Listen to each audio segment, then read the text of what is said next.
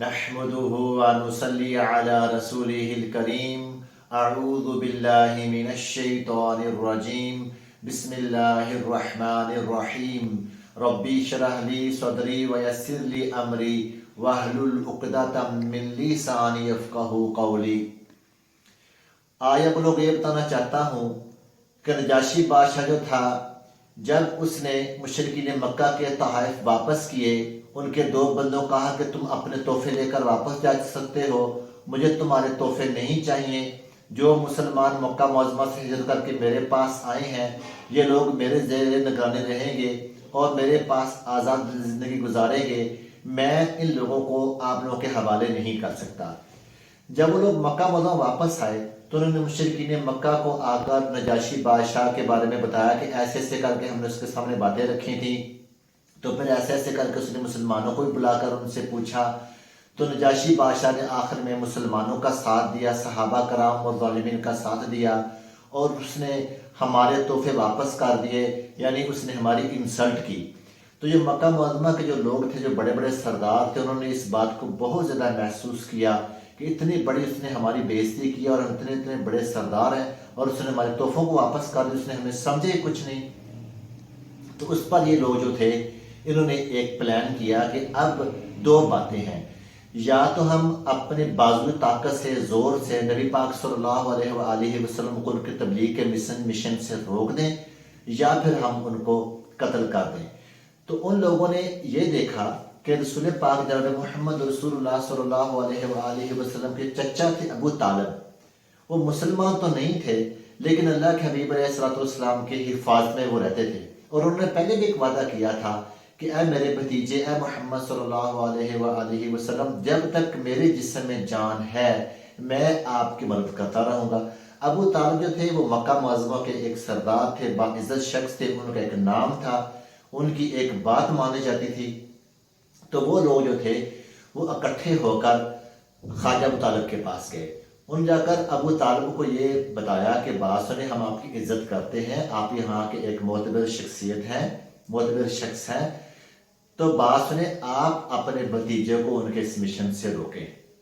اگر آپ ان کو اس کے مشن سے نہیں روکیں گے اور آپ بھی ان کا ساتھ دیں گے تو ایک بات یاد رکھنا کہ آپ کے اور ہمارے بیچ اور آپ کے بھتیجے کے بیچ ایک جنگ ہوگی، زوردار جنگ، یا آپ رہیں گے یا ہم رہیں گے۔ یہ دھمکی لگا کر وہ لوگ جو تھے واپس چلے گئے۔ تو اللہ کے حبیب علیہ الصلوۃ والسلام کے چچا کافی پریشان ہوئے، تو انہوں نے آپ صلی اللہ علیہ وآلہ وسلم کو پیغام بھیج کر بلایا۔ تو آقا علیہ الصلوۃ والسلام کو انہوں نے یہ بتایا کہ ایسے ایسے کر کے آپ کی قوم کے لوگ آئے تھے اور انہوں نے میرے سامنے یہ بات کی، مجھے یہ دھمکی لگا کر گئے ہیں۔ تو اللہ کے حبیب علیہ الصلوۃ والسلام نے جب خواجہ ابو طالب کی بات سنی، پر چچا کی بات سنی، تو آقا علیہ الصلوۃ والسلام نے ان کی اس بات سے یہ اندازہ لگایا کہ میرے چچا جو ہے ایک وقت آئے گا، ہو سکتا ہے یہ بھی میرا ساتھ چھوڑ جائیں، کہ جس طرح کی وہ بات کر، جیسے ایک ڈرا ہوا انسان بات کرتا ہے، یعنی ایک فتنے سے ڈر جاتا ہے، جیسے وہ سمجھتے ہیں کہ ایک بہت بڑا فتنہ پیدا ہونے والا ہے۔ تو اللہ کے رسول صلی اللہ علیہ وآلہ وسلم نے اپنے چچا کو جو جواب دیا، اس کا مفہوم آپ لوگوں کے سامنے بیان کرتا ہوں۔ آقا علیہ السلام نے فرمایا کہ اللہ کی قسم، اے چچا، اللہ کی قسم، اگر یہ لوگ میرے رائٹ ہینڈ پہ، دائیں ہاتھ پر سورج رکھ دیں اور میرے بائیں ہاتھ پر چاند رکھ دیں، تب بھی میں اپنے اس مشن سے باز نہیں ہوں گا، تب بھی میں اللہ کی جو ذات ہے، اللہ کے جو توحید کے اللہ پاک نے مجھے جو حکم دیا ہے، اللہ کی ذات کا تعارف جو مجھے کرنے کا حکم دیا ہے، یہ میں ان لوگوں کے سامنے اللہ کے حکم کو کھلم کھلا بیان کروں گا، اور اس میں مجھے کسی کا کوئی خوف یا کوئی ڈر نہیں ہے۔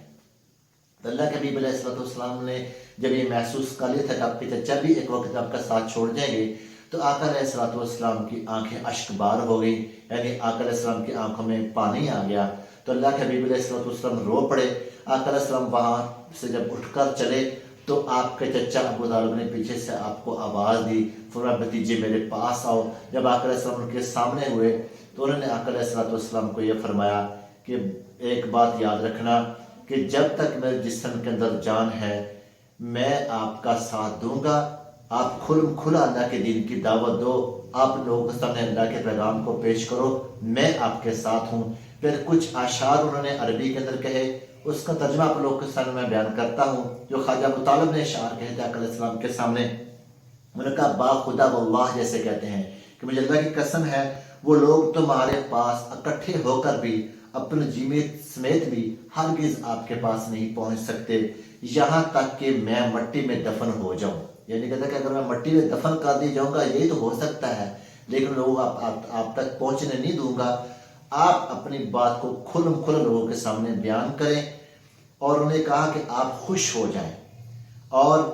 آپ کی آنکھیں جو ہیں اس سے ٹھنڈی ہو جائیں. وہ کہتے ہیں بھتیجے تمہاری آنکھیں اس سے ٹھنڈی ہو جائیں، آپ خوش ہو جائیں، آپ کھلم کھلا اللہ کے دین کی دعوت دیں، جو ہوگا دیکھا جائے گا، ہم اس کو دیکھ لیں گے. یہ جو میں نے آپ لوگوں کے سامنے واقعہ بیان کیا ہے یہ ابن ہشام کی جلد نمبر 1 اور اس کا جو پیج نمبر ہے وہ ہے 265 اور 266. وہاں پر آپ لوگوں کو اس واقعے کی جو ہے تفصیل جو ہے مل سکتی ہے. السلام علیکم ورحمۃ اللہ وبرکاتہ.